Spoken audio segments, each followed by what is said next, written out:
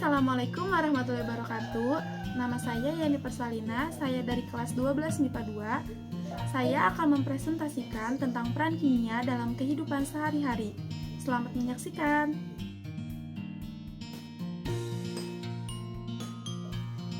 Yang pertama, peran kimia dalam bidang pertanian. Kemajuan dari ilmu kimia berperan dalam penemuan dan pembuatan komposisi baru pada pertanian, seperti pembuatan obat pembasmi hama dan pembuatan jenis pupuk-pupuk kimia. Contohnya yaitu pupuk kandang. Pupuk kandang adalah pupuk yang dibuat dari kotoran hewan, seperti kotoran ayam dan kambing. Kandungan bahan kimia yang ada di pupuk kandang yaitu nitrogen, fosfor, serta kalium. Unsur nitrogen digunakan tanaman untuk membantu dalam pertumbuhan, terutama batang dan daun. Unsur fosfor digunakan tanaman untuk resep akar dan asimilasi tanaman. Unsur kalium membantu dalam resep protein dan karbohidrat. Selain itu juga berfungsi sebagai tarik bunga dan buah. Yang kedua, peran kimia di bidang kesehatan. Dalam bidang kedokteran, ilmu kimia digunakan dalam mengatasi berbagai kasus, membuat bahan obat-obatan, mempelajari reaksi-reaksi yang terjadi dalam tubuh, mengetahui jenis penyakit, dan lain-lain. Begitu juga di bidang farmasi, baik bahan maupun proses pembuatan obat semua memerlukan ilmu kimia. Contoh produknya yaitu analgesik. Analgesik yaitu obat yang digunakan untuk menghilangkan rasa nyeri, seperti sakit kepala, sakit gigi, dan juga nyeri tulang atau otot. Obat-obatan yang tergolong analgesik antara lain paracetamol atau acetaminophen, kafein, dan acetosal atau aspirin. Obat jenis ini dapat menimbulkan ngantuk. Obat ini bekerja dengan cara memaksa sistem pusat. Contoh produknya yaitu ini. Ini termasuk contoh produk analgesik karena ia mengandung paracetamol 250 mg. Dan untuk menurunkan demam dan meringankan rasa sakit pada keadaan sakit kepala dan sakit gigi.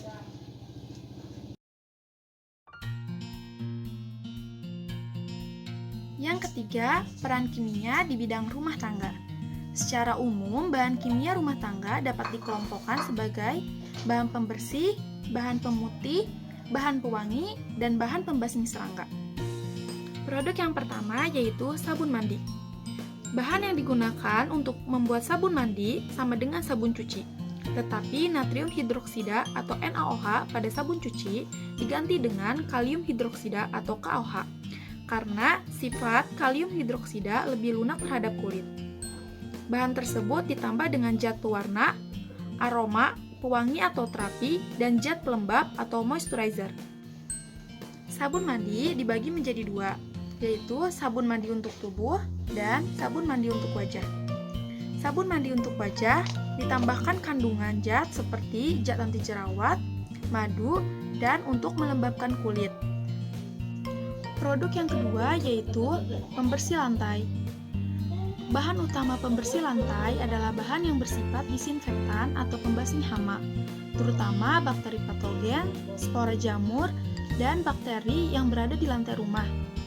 Kandungan utama yang digunakan adalah karbol, isopropanol, kresol, dan formaldehid.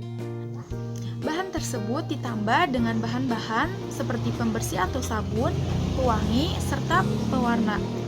Zat disinfektan atau pembunuh kuman penyakit diantaranya adalah benzalkonium klorida. Produk yang ketiga yaitu bahan pemutih pakaian. Pemutih adalah bahan-bahan kimia yang dapat digunakan untuk mengatasi kotoran pada pakaian. Kandungan utama pemutih pakaian adalah senyawa klorin. Senyawa ini dapat mengoksida zat warna yang melekat pada pakaian, sehingga pakaian menjadi putih. Contohnya adalah pemutih pakaian cair. Nah, kandungan utama pada pemutih pakaian cair adalah natrium hipoklorit dengan rumus kimia yaitu NaOCl. Sedangkan kandungan utama pada pemutih pakaian padat adalah kalsium hipoklorit dengan rumus kimia CaClO 2 kali yang secara umum dikenal dengan kaporit. Nah, selain itu, kandungan natrium hipoklorit dan kalsium hipoklorit dapat berfungsi sebagai penghilang noda dan disinfektan.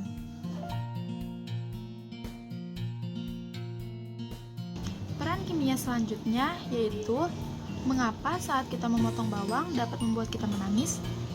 Nah, ternyata bawang merah memiliki kandungan antara lain kalori, karbohidrat, lemak, protein, dan serat makanan. Kandungan mineral yang terkandung di bawang merah yaitu belerang, besi, klor, fosfor, kalsium, dan kalium, dan masih banyak lagi.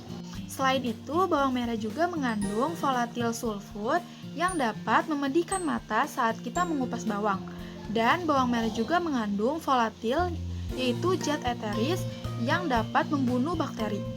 Sulfur yang terkandung di sel-sel bawang akan pecah ketika kita memotong bawang.